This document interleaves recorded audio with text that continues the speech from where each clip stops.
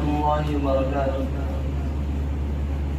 جو رکے تو کوہ گراں تھے ہم، جو رکے تو کوہ گراں تھے ہم، جو چلے تو جہاں سے گزر گئے۔ الحمدللہ رب العالمین والصلاة والسلام علی سید المرسلین وعلی آلہ واصحابہ اجمعین، اما بعد۔ اعوذ باللہ من الشیطان الرجیم، بسم اللہ الرحمن الرحیم۔ انما یخشی اللہ من عبادہ العلماء، ان اللہ عزیز غفور۔ وقال ان الذین قالوا ربنا اللہ ثم استقاموا تتنزل علیہم الملائکہ، صدق اللہ العظیم۔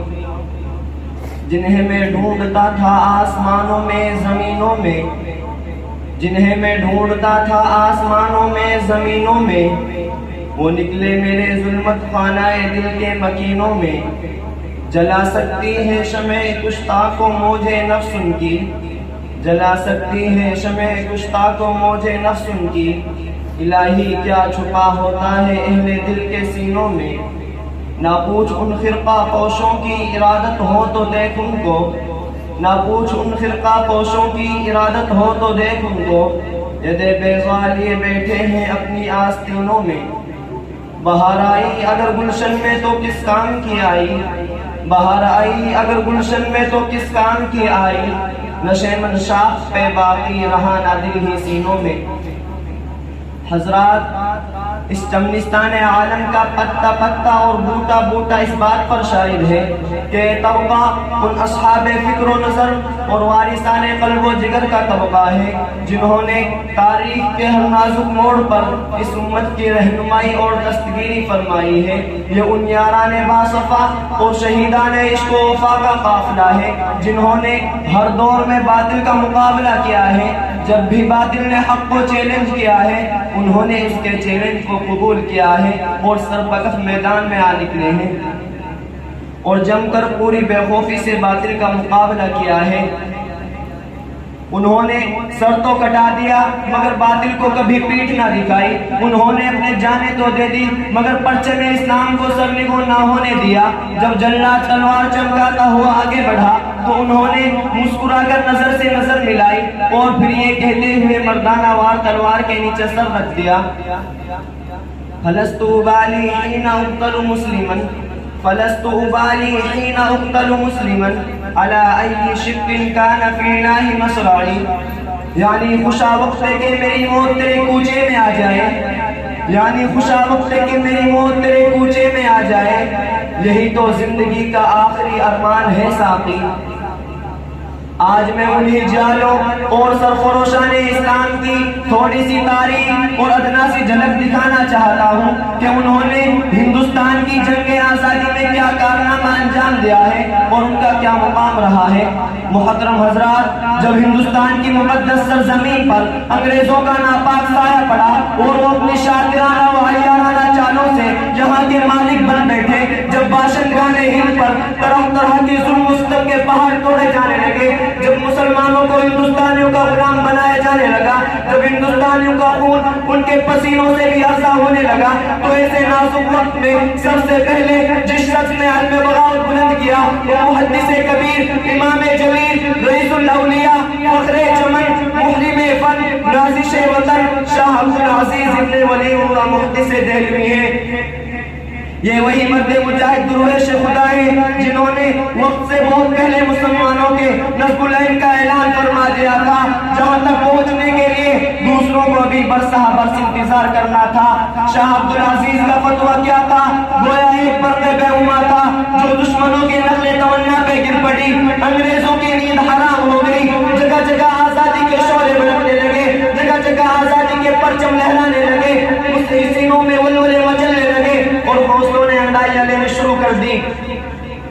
مسند درس پر بیٹھ کر قرآن و حدیث کے درس دینے والے علماء کرام خانقاہوں میں بیٹھ کر اپنے خون جگر سے شمع اسلام کو روشن کرنے والے مشائخ اعظام اپنے مدرسوں اور خانقاہوں میں بیٹھ کر فرنگیوں کے خلاف محاذ بنا کر انگریزوں کے فرنگیوں کے خلاف محاذ بنا کر منزل کی جانب بے سر و سامانی کے عالم میں نکل پڑے.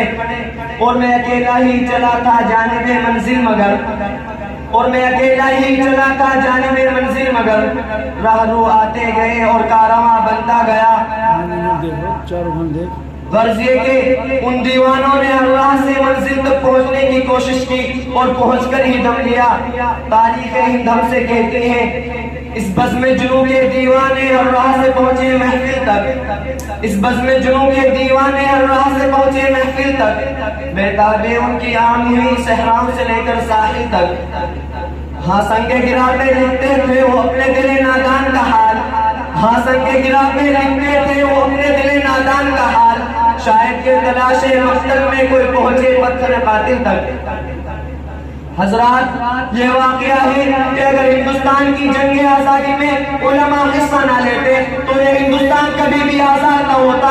اگر یہ سرخیل آزادی نہ ہوتے تو تحریک آزادی نہ چلتی, تحریک بالاکوٹ نہ چلتی, تحریک ریشمی رومال نہ چلتی, تحریک بالاکوٹ نہ چلتی, ہندوستان چھوڑو تحریک نہ چلتی, مقدمہ وہابیان نہ چلتا, امبالہ سازش کیسا نہ بنتا.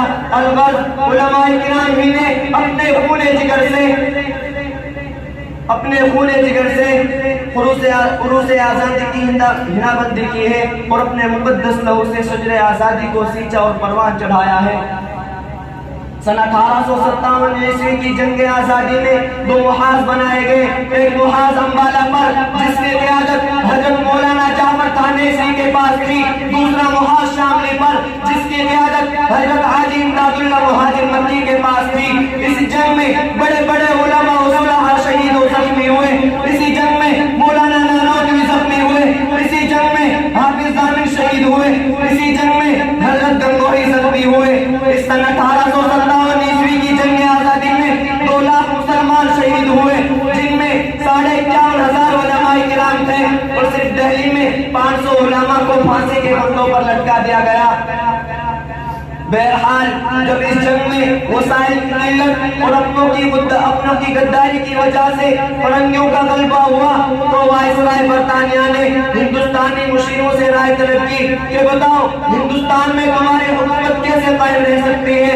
تو ہندوستان میں رہنے والے سب سے بڑے سیاستداں ڈاکٹر ولیم یور نے جو رپورٹ پیش کی اس میں لکھتا ہے کہ ہندوستان میں سب سے زیادہ بیدار مسلمان ہیں اور جنگ آزادی صرف مسلمانوں نے لڑی ہے.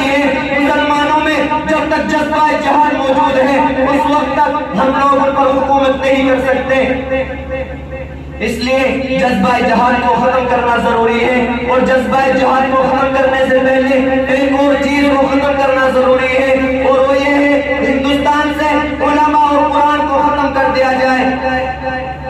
سن 1861 میں 3 لاکھ قرآن کریم کے نسخے بدبخت انگریزوں نے جلائے اور اس کے بعد علماء کے ختم کرنے کا فیصلہ کیا.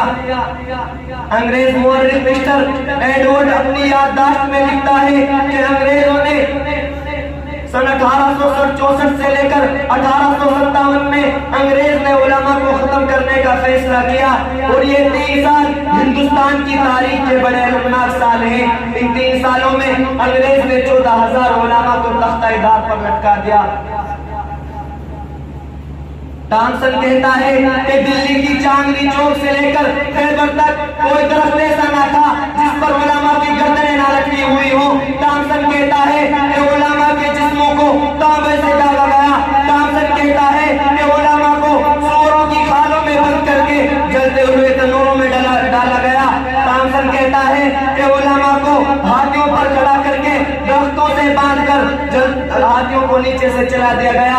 ٹامسن کہتا ہے کہ لاہور کی شاہی مسجد جس کے ذہن میں انگریز نے پھانسی کا پھندا بنایا تھا اس میں ایک دن میں 80 علماء کو پھانسی کے پھندوں پر چڑھا دیا گیا. ٹامسن کہتا ہے کہ لاہور کے دریا راوی میں 80 علماء کو بوریوں میں بند کر کے اوپر سے گولیوں کا نشانہ بنا دیا جاتا. ٹامسن کہتا ہے کہ جب میں دلی میں اپنے خیمہ میں گیا تو مجھے مردار کی بدبو محسوس ہوئی تو کیا دیکھتا ہوں کہ آپ کے انگارے دہک رہے ہیں. میرے سامنے 40 علماء کے کپڑے اتارے گئے اور انگاروں پر ڈال دیا گیا. دیکھتے دیکھتے 40 اور علماء کو بلایا گیا. میرے سامنے ان کے کپڑے اتارے گئے. انگریز نے کہا مولویوں جس طرح 40 کو پکایا گیا ہے اسی طرح تمہیں بھی پکا دیا جائے گا. تم میں سے صرف ایک آدمی یہ کہہ دو کہ 1857 عیسوی کی جنگ آزادی میں ہم شریک نہیں تھے, ابھی چھوڑ دیتے ہیں. تامسن کہتا ہے مجھے پیدا کرنے والے کی قسم کوئی عالم ان میں ایسا نہ تھا, سارے کے سارے آگ میں پک گئے مگر انگریز کے سامنے کسی نے بھی گردن نہیں جھکائی. انہی شہران اسلام اور سرفروشان خیر الانام کے سچے جانشین اور حقیقی وارث شیخ الہند اور شیخ الاسلام حضرت مولانا عبید اللہ سندھی رحمۃ اللہ علیہ نے سن 1857 کے بعد سے 1947 تک آزادی کے سرخیل اور کمانڈر حضرات تھے. آج یہ لوگ دنیا تاریخ میں اسیران مالٹا کے نام سے جانے جاتے ہیں. یہ وہی شیخ الہند ہیں جنہوں نے انگریزوں کے خلاف ایک عالمگیر تحریک چلائی تھی کہ عقل انسانی حیران و شزدر رہ جاتی ہے کہ ان کی زود و فہمی و دوربینی پر سیادت و قیادت سر بنتی ہے. یہ شخص قد و قامت کے اعتبار سے قابل ہیکل و عظیم الجثہ تو نہ تھا مگر اپنے دور میں تمام سیاسی قائدین کا امام اور مذہبی رہنماؤں کا مقتدا تھا. اگر اس عظیم ہستی کی وہ عالمگیر تحریک جسے تحریک ریشمی رومال کے نام سے جانا جاتا تھا کامیاب ہو گئی ہوتی تو آج ہندوستان کا نقشہ ہی کچھ اور ہوتا. لیکن قسمت کی خوبی دیکھیے ٹوٹی کہاں کمند, لیکن قسمت کی خوبی دیکھیے ٹوٹی کہاں کمند, 2-4 ہاتھ جل کے لبے بام رہ گیا. حضرات انہی کے شاگرد رشید حضرت مولانا عبید اللہ سندھی ہیں جو شیخ الہند کے بعد تحریک ریشمی رومال کے سب سے بڑے لیڈر تھے. تحریک ریشمی رومال کے سلسلہ میں حضرت نے انہیں افغانستان روانہ کیا تھا تاکہ وہاں کی جوشیلی قوم کو انگریزوں کے خلاف متحد کر سکے. جب مولانا افغانستان روانہ ہو رہے تھے تو ان کی داڑھی نکل رہی تھی مگر جب روس و افغان کے بادیا پیمائی کر کے لوٹے ہیں تو ان کے داڑھی کے بال سفید ہو چکے تھے. اور شیخ الہند رحمۃ اللہ علیہ کے سب سے چہیتے حضرت العزیز شاگرد حضرت مولانا حسین احمد مدنی ہیں جنہوں نے خلافت کانفرنس کراچی میں ایسے وقت میں شرکت کی کہ انہیں گولی مار دیے جانے کا حکم مل چکا تھا. لوگوں کا خیال تھا کہ حسین احمد نہیں آئے گا مگر لوگوں کی آنکھیں اس وقت حیرت میں پھٹی کی پھٹی رہ گئی. اس وقت حیرت میں پھٹی کی پھٹی رہ گئی جو وہ مرد مجاہد کفن بردوش ہو کر اسٹیج پر آیا اور جلسہ کی صدارت فرمائی. اسی کانفرنس میں حضرت نے انگریزوں کو بلبل اور گولیوں کے گل سے انگریزوں کو بلبل اور گولیوں کے گل سے تسبیح دیتے ہوئے فرمایا لیے پھرتی ہے بلبل چونچ میں گل, لیے پھرتی ہے بلبل چونچ میں گل, شہید ناز کی تربت کہاں ہے.